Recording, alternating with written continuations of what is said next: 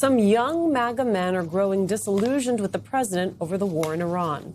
30-year-old veteran Joseph Balik told Politico at this weekend's CPAC conference, quote, "He's lied about everything. If you go into a war where there's no end game, how is it going to end? There's no clear objective."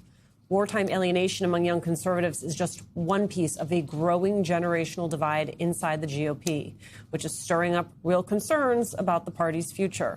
Samantha Castle, a 27-year-old Republican strategist, told the New York Times, quote, "I think that MAGA is dying. I do."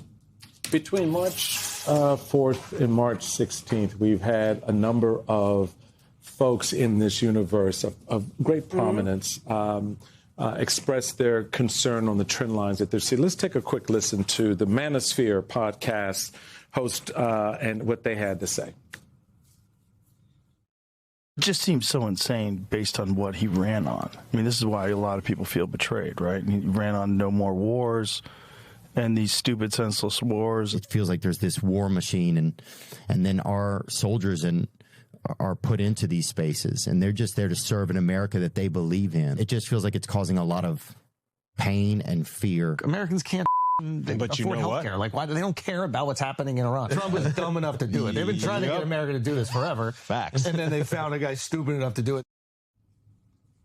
They found a guy stupid enough to do it. And the thing about it is, he's right in so many ways that they now, all these forces where you take the money piece, you take the folks who were always kind of hyped up and wanting to deal with Iran militarily, who are now inside the bubble, inside the president's ear, bringing those forces together. Guys like this who were sold a bill of goods about in the last election of how this president was going to govern, what he was going to do. He was going to cut prices because Joe Biden increased the burden, the financial burden on every American in the country. Even though that's not true, but I know that's what they but I'm said. saying in their perspective, and it wasn't true because he started to alleviate that in a lot of ways. But for those folks now, this is coming home in a very direct and personal way. And here's the other piece that I think is interesting. They've got young sons and daughters who, with the drumbeat for a draft, could get caught up in this in some other way as well. It's actually crazy. You know, when the Fox News poll came out last week that also showed erosion of Donald Trump's numbers, and to be very clear, what we're talking about is erosion. When you hear the Manosphere podcast guys, you know, Andrew Schultz of it all say, oh, I mean, nobody wants this war in Iran. They want health care. That is erosion.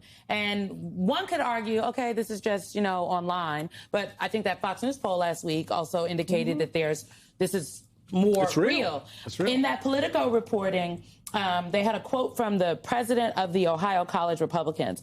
And this is what he said. He said, Trump and Republicans in general are going to have major issues in the midterms in 2028 if we can't wrap this up in a relatively quickly amount of time. That's just not online. The president of the Ohio College Republicans is on campus talking to other young Republicans, other young would-be voters, actual voters, and that's a direct thing from the ground. And so do I think a lot of people all these young men are going to walk away from Trump and vote for Democrats this fall? No, but I think that they could not vote. I think that Donald Trump's margins, if we talk about a landslide election, he won that election in 2024. He won by not that much, okay? Like, yes, the battlegrounds, but if you look at the actual number of voters, it wasn't a huge chasm. So it is enough for this erosion will make a difference in the midterms, and it'll make a difference in 2028.